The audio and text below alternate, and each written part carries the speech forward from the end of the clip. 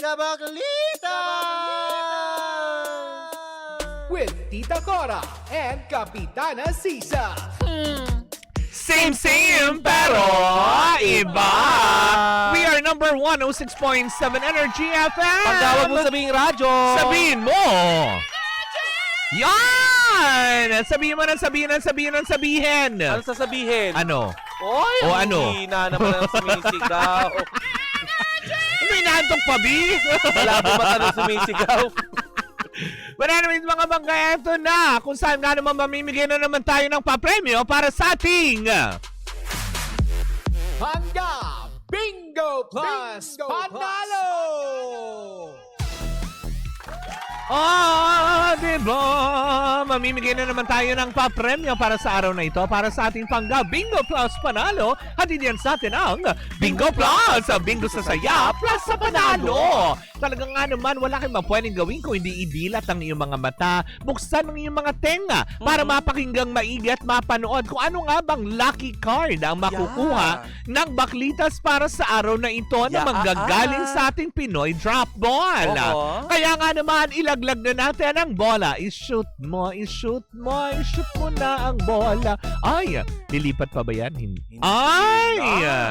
So, ang lucky card natin ulit para sa araw na ito ay Nine of Hearts. Pumapag-ibig na naman, hindi ba? Ulitin lang po namin ang lucky card para sa programang Baklitas ay Nine of Hearts. Wala kayong pwedeng gawin kung hindi tandaan lamang yan, intayin o antayin. Ang hudyat ni Kuya Chico kung saan at kailan ka pwedeng tumawag. Kung conscious ka na din sa Tagalog mo. Ano ka, masyado ka kasi. Yung alas 12 na ng gabi, yung baka nagpo-proofread pa. Oo, kaninang alas 6 ko lang nakita yun na nakakaloka. Sorry na. Antayin. Diba? Antayin. Ang hudyat ni Kuya Chico mamayang gabi kung saan magpapaikot siya ng ruleta at kung kaninong programa matapat at kung sakali sa Baklitas yan, kailangan mong masambit ang Nine of Hearts para makuha mo ang 500 pesos on-air prize. At kung ikaw naman ang saswertihin na mapili sa ating online, additional 500 pesos for a total of 1,000 pesos ang pwede mong makuha, hindi ba? At syempre, bago tayo tuluyang magpaalam, di ba? Syempre, paalala pa rin po natin sa lahat that gaming is 21 years old and above only. Keep it fun! Game responsibly! Inanyayahan pa rin po namin kayong lahat na yung episode 11 po natin sa Spotify, sa Baklita sa podcast, powered by Bingo Plus, of course. Yes. And now streaming on Spotify. Ay, naku, abangan ninyo. Diba? May aabangan kayo. Oo. Nakaka-excite. May gagawin ng Baklitas. Tama. Diba? Ang saya-saya-saya. Ang tabayanan nyo po yan, hindi ba? Dahil award-winning. Podcast of the Year. Thank you, Nations Builders and of course, Muslim Awards. Thank you so much sa pagtitiwala. Well, anyways, ako mga pangga, ito na muna. Kami muna magpapaalam at ito muna dito nagtatapos ang ating Pangga Bingo Plus Panalo. At diyan sa atin ang Bingo Plus! Bingo sa saya plus sa panalo! Panalo! Panalo! Panalo! Itatago muna nila tayo. Oo. Tago niyo muna kami. Pangga Yan. Bingo Plus Ay. Panalo! Ay. Ayan, chikahan na tayo. Sandali, wait lang. Ayan na.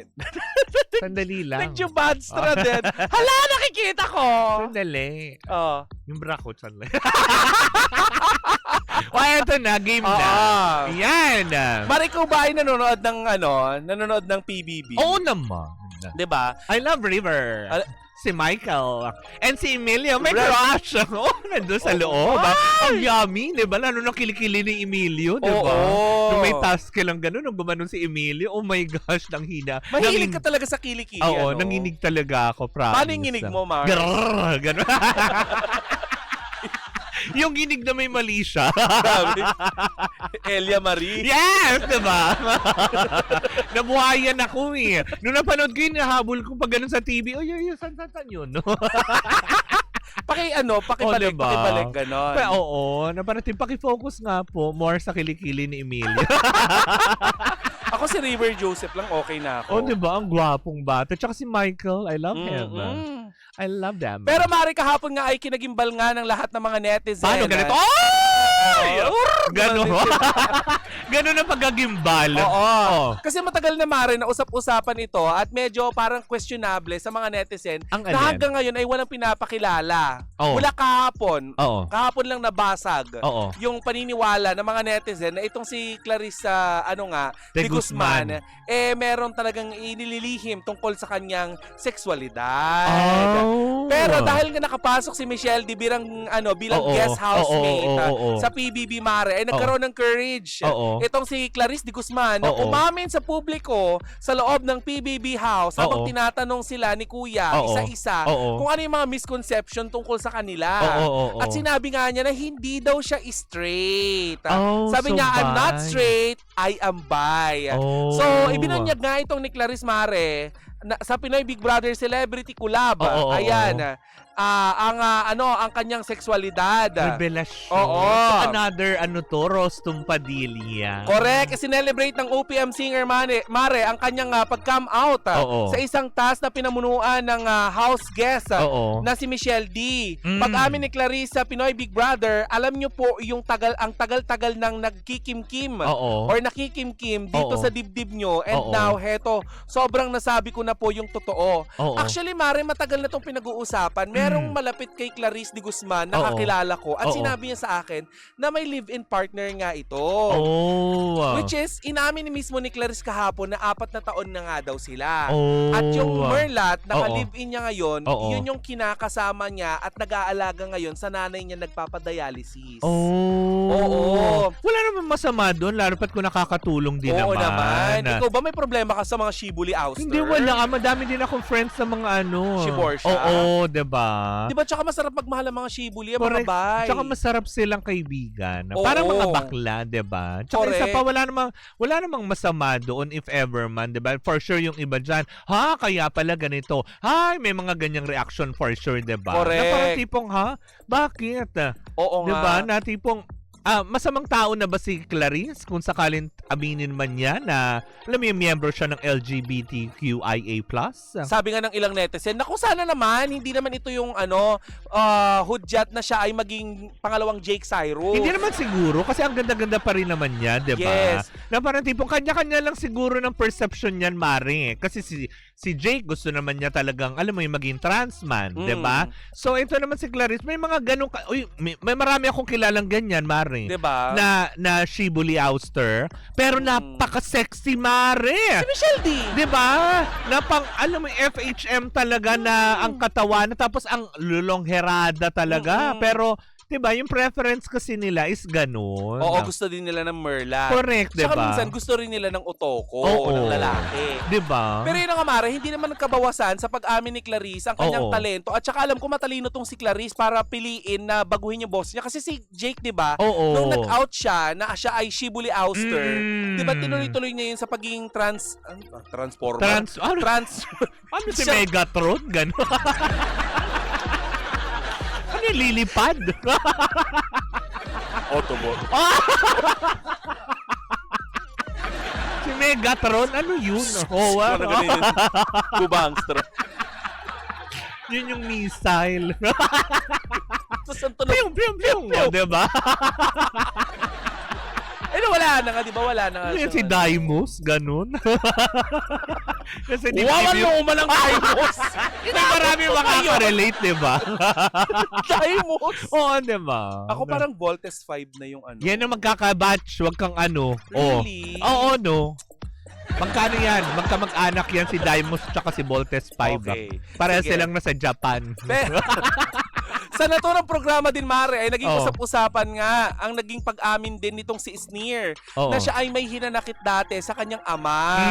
Kasi nga, di ba, kamakailan lamang ipinalabas yung yung pelikula Oo. nitong si Meme Vice Ganda kung saan na parang isinadula, 'di ba, ang Pagiging breadwinner. ang pagiging breadwinner, which is ito pa lang si Isnier Mare, Oo. breadwinner ng kanyang pamilya at natatakot siyang sabihin na breadwinner ako kasi may trabaho din yung kanyang ama. Oh. May mga pagkakataon nga Mare na ang laki ng sakripisyo ni Isnier dahil nga nung nagpunta siya dito sa Maynila, Oo. halos siya yung padala din ng padala. Oh. At may time pa na ibinigay na niya lahat kaya Oo. siya nangutang na Oh. sa kung kani-kanino.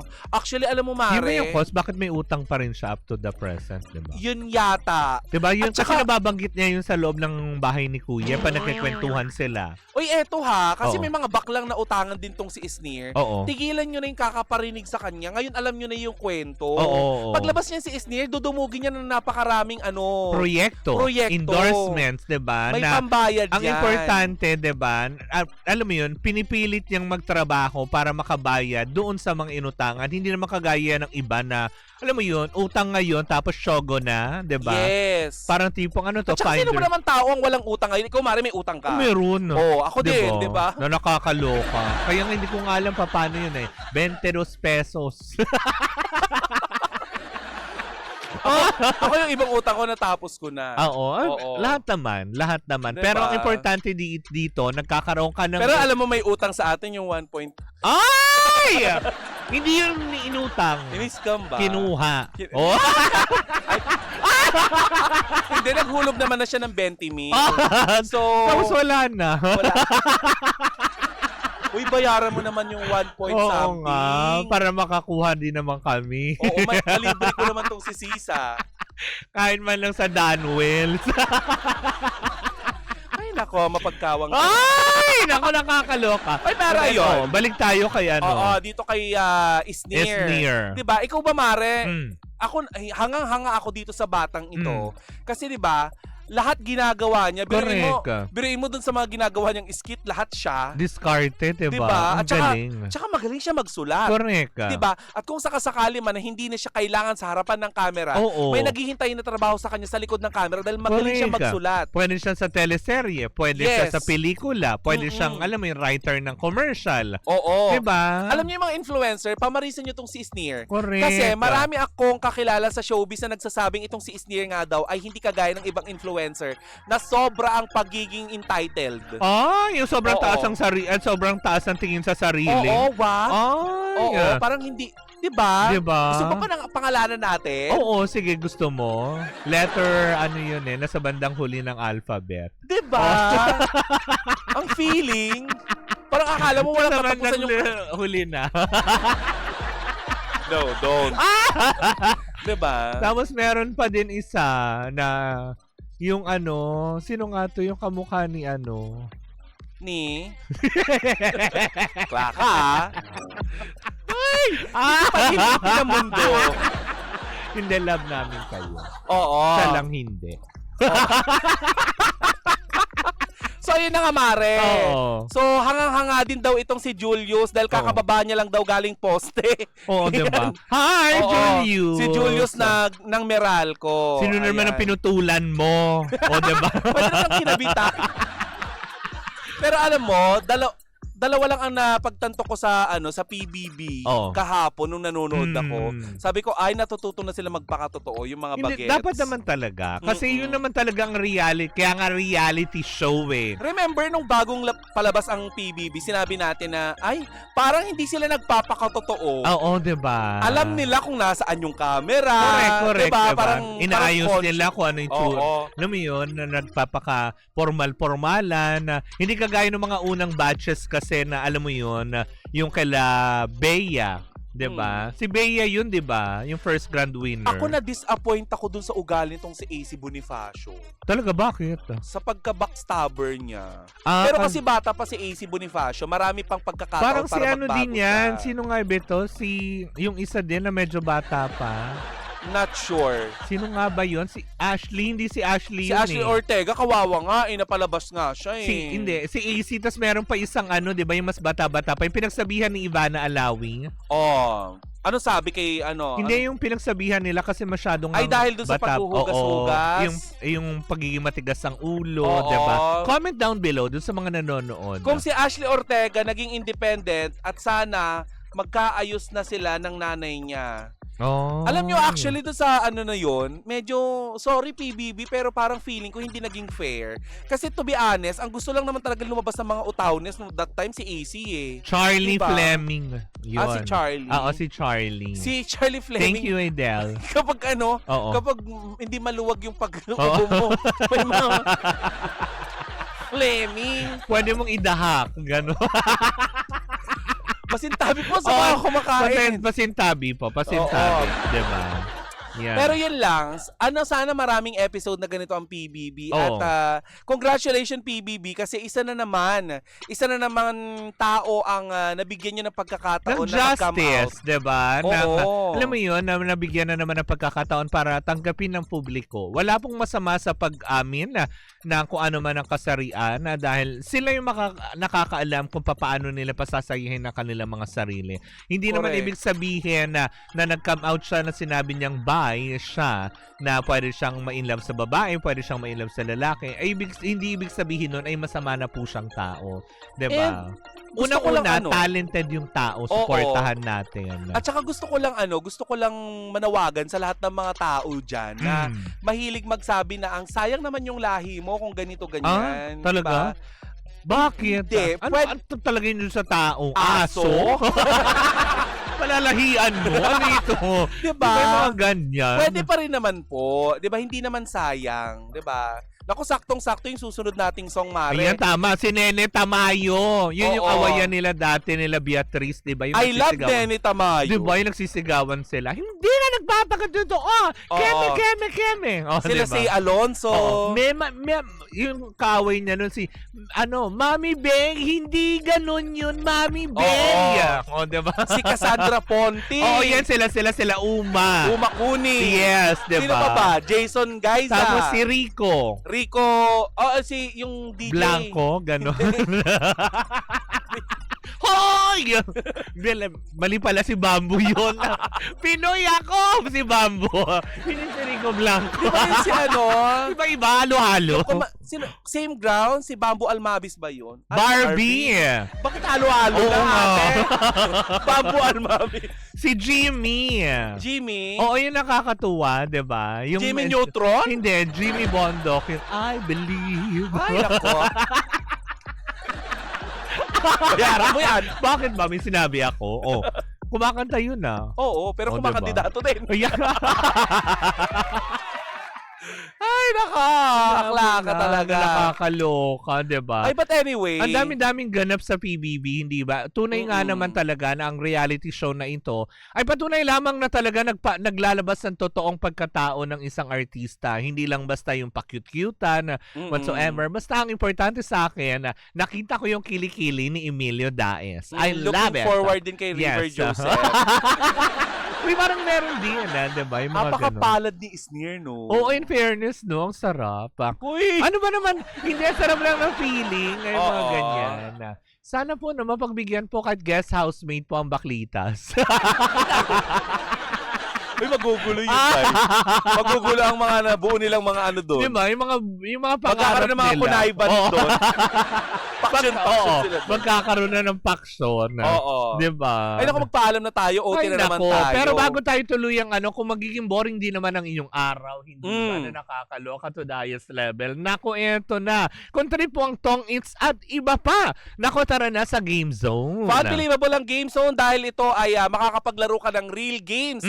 At Tong Eats with real player for free. At ulitin lang din namin ulit pwede ka magkaroon at makisplit sa over 34 million pesos na papremyo at may chance ka rin makaklaim ng 14,640 pesos daily. O dyan alam mo nang gagawin Ang makukuhang cash credit ay pwede mo rin gamitin panlaro sa kahit anong game. Kaya i-cash out mo na. Kaya nga naman may dalawang events sila araw-araw. G ka na ba? Pwede mo bisitahin sila sa gzone.ph at pwede mong bisitahin ang kanilang mga social media accounts on Facebook, Instagram, TikTok at Tara Game Zone. Uy, ang perfect naman yan, Mare. pare. Gina sa Tong Eats, tara Game Zone. Tandaan, ang gaming dapat fun lang. Wow. Diba? Visit padcore.ph/regulatory or email keepitfun@padcore.ph. Promo runs from January 1 to December 31, 2025. EGLD reference number MKTG2024-2564. Paalala lang natin sa lahat that gaming is 21 years old and above only. Keep it fun. Game responsibly. At dito na po natatapos ang ating chikahan on a Thursday morning. Muli po ako po si Kapitana Sisa. At ako naman po si Tita Cora. And we are still same pero iba. Tuloy-tuloy pa rin po ang ating tugtugan. Syempre, dito po lamang yan sa number 106.7 Energy FM. Paggawa mong sabihin radyo. Sabihin mo! Uy, ano sasabihin? Uy, may kanta itong Ben and Ben para kay Clarice. Ano? Eto na.